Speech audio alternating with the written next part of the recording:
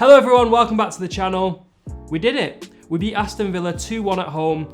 Our home form seems to be turning around now, and it's great. Villa looked like a really good side, to be honest. They were really well disciplined at the back. I think the forwards played really well together. I think they were finding each other. I think they were interlinking really well. Passes were coming off. They were getting shots away. And I think if it wasn't for David De Gea, they could have scored a fair few more goals than they actually did. I think De Gea was forced into quite a few saves, and he did really well against Villa. I think at the back they were very disciplined. I think apart from that two defensive errors, they were very, very solid. And I think their keeper as well had a really good game. It's nice to see games that are so close. There were fine margins in games last season, and we'd lose quite a lot of them. And you're starting to fancy United to go on and win the game, or at least get something out of the game, which I don't think we had seasons prior to this one, which is a great sign going forward. And typically United get better in the second half of the season. So level on points with Liverpool at the top. They're still missing players. That's all I'm saying. I won't say anything else on that. Let's talk about the players and how well they did. So let's start off with David De Gea in net. I think he was fantastic.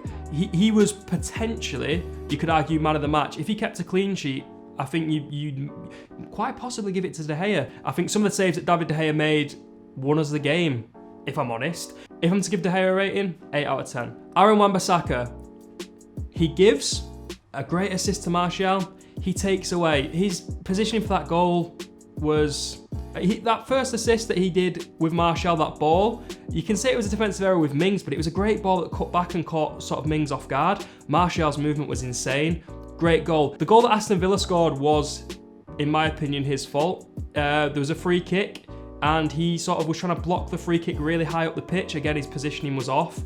They get in behind, cross it into Traore, and it's a goal. But he also did a really, really important save that was literally a goal. And this is why Wan-Bissaka one-on-one is one of the best defenders still in the world, in my opinion. His positioning might be off, but defensively one-on-one, he's amazing. He gets the ball and takes it off El Ghazi's head and doesn't kick him and injure him and give away a penalty or do anything like that. He gets the ball. Aaron Wan-Bissaka's rating, I'll give him a 6.5 out of 10. I think when he was good, he was really good. When he was bad, he was really bad. But he did more good than bad that game. I think 6.5 is a fair score. Now onto the centre-back pairing. I think Eric Bailly and Harry Maguire were absolutely fantastic this game. I'd give Eric Bailly an 8 and I'd give Harry Maguire 7.5. The only thing that I'd say that is sort of a bit of a worry for the two of them going forward is set pieces, dead balls that come into the box. They don't seem to clear them very well. If Ollie Watkins was challenged for a few of these headers, but I think if Ollie Watkins was, a bit more informed, maybe he could have got a few more of them on target. Maybe he could have scored. David De Gea did have a worldie, so going forward, that's something that I think we need to improve on, and I stick with my scores. 8 out of 10 for Eric Bailly, 7.5 out of 10 for Harry Maguire. I think Luke Shaw going forward was very good. I think he did really well this game. He was adding to our attack. He was interlinking with different players, and he was a threat. He was running in behind and he was getting balls crossed in. One-on-one, I think defensively, Luke Shaw was good. When Luke Shaw got doubled up on, I think he struggled a little bit. I think Grealish coming over and it'd be a 2v1. I don't really think you can blame Luke Shaw for getting doubled up on a couple of times. I don't think he could have really done anything about that. But yeah, I'd give Luke Shaw a 7.5 out of 10. I think he also had a really good game. Let's talk about Scott McTominay and Fred. Scott McTominay going forward was really helping link defence to attack. I think he was doing great. I think Fred was breaking up play, intercepting the ball, keeping hold of the ball as well. I saw a couple of times he was doing that really well, where he'd draw a foul out, he'd get two Villa players swarming him, and he'd turn his back, hold up the play, and go down in the contact and get the free kick, which is great. They petered off into the second half. But I think for the first half, they were good. I'd give Fred a 6.75 out of 10. The only reason I'm doing that is because I think he was slightly better than McTominay. I'll give McTominay a 6.5 out of 10.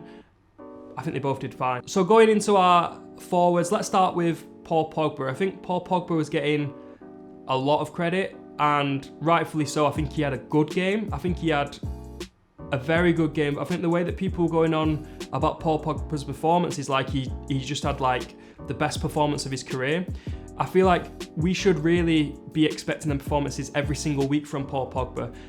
I think that should be his average. I think he played well, considering that he's not been playing so great previously. I think the reason Paul Pogba looked so good as well is because you were playing him further forward.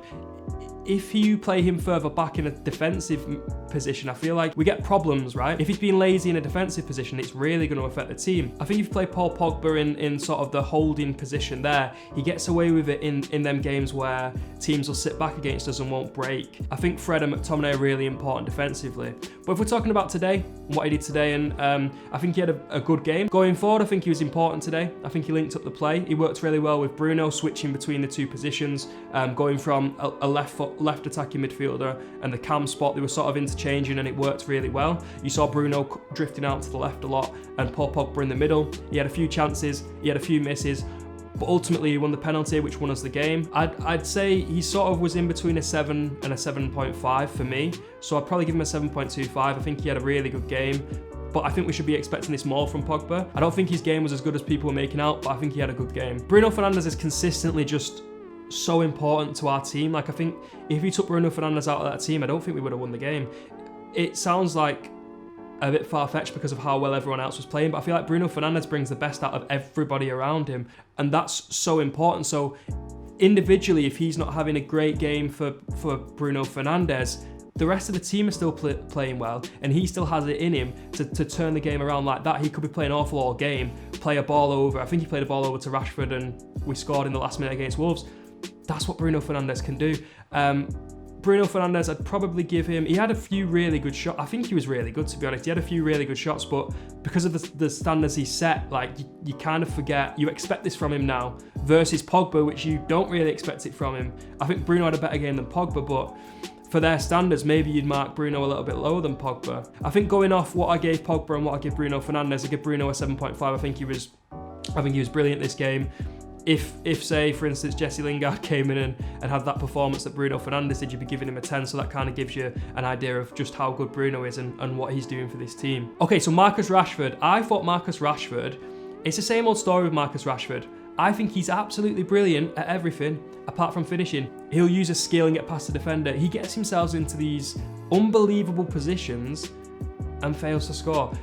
That's the main problem with Rashford. Today he could have had a hat-trick. He gets himself into them positions and gets a shot away, and a lot of the time they're kind of at the keeper. Today I'd give him a 6.5 out of 10. I feel like he missed a few too many chances, but he got himself into them positions, so it might seem a bit harsh, but I think he did great today, Rashford. On to the final player, Tony Marshall. I think his goal was brilliant. His movement and his header for that goal was absolutely amazing. The run that he made past two or three defenders and then just headed it into the goal was absolutely brilliant. He looked lively, got a few shots away. He's looking more confident. He's getting past players. He's making the passes. Overall, I give Martial 7 out of 10. I think he did really well. Right, I've just had a look. It wasn't just Matic that came on, it was also Dan James as well. He came on last minute, didn't really do much, whatever. I think it was a bad decision swapping McTominay for Matic, the fresher player, but even 60 minutes in, I think McTominay offers more with energy. And when Villa were attacking us fast, I think it probably was more important to keep McTominay on or even introduce Donny van der Beek on instead. That being said, I give Matic, I give him a 4.4. He's 4.5 out of 10, a bit mean. I give Matic a 5 out of 10. I think he's better suited to the games where the teams will sit back a bit more. Yeah, so 5 out of 10 for Matic. Dan James came on, didn't really do much. 5 out of 10. What more can be said? Ole Gunnar Solskjaer, I think Ole Gunnar Solskjaer was brilliant. He set up so well. I think playing Pogba further forward on the left is the best position for him. I think allowing him to interchange with Bruno Fernandes, the two of them sort of mixing in together, I think that was brilliant again. I think Fred and McTominay were the right picks for the game. I think defensively, very, very good picking. Bailly again. Shaw again was the right choice over Telles.